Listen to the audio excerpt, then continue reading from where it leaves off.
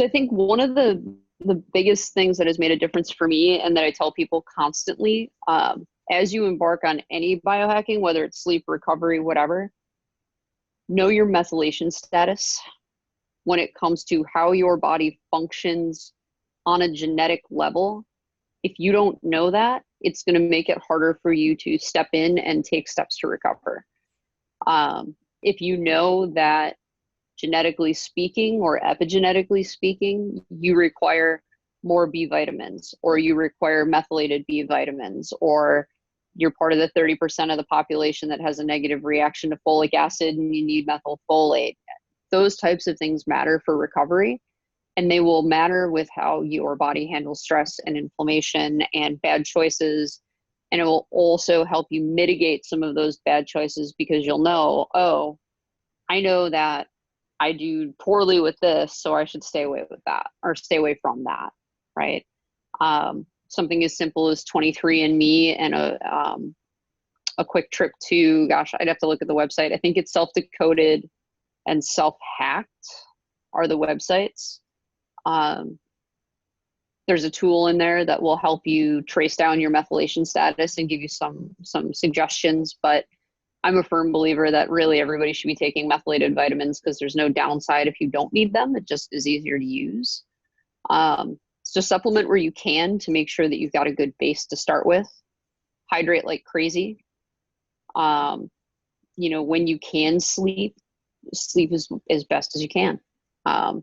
Stretch, move. A lot of times I'd get off of a plane or out of a car and go for a run regardless of how tired I was, just to get the lymph system moving, get my body pumping again, get grounded again.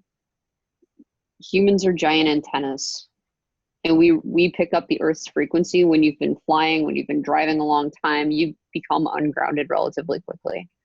So the quicker you can get feet in the grass, and a little outside time, that's huge.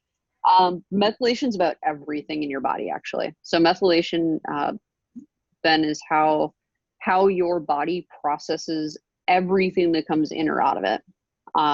It drives every single process from detoxification through the liver all the way down to, how you assimilate the food that you take in.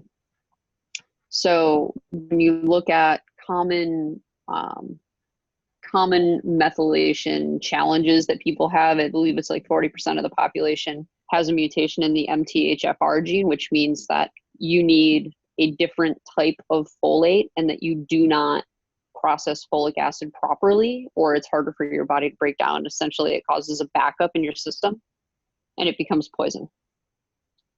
So your body has to break it down like a toxin and get rid of it. Whereas if you take a methylated folate, so I'm a personal fan of Thorne, THORNE, as a brand. All of their stuff is methylated. You can get that already broken down. Same thing with B vitamins, B6, B12. You can get methylated versions, but it helps take the burden off of your body having to do that breakdown, especially if you genetically have something that's working against you in that capacity. Knowing your methylation status will also help with understanding why your body reacts a certain way to certain things that you put in it.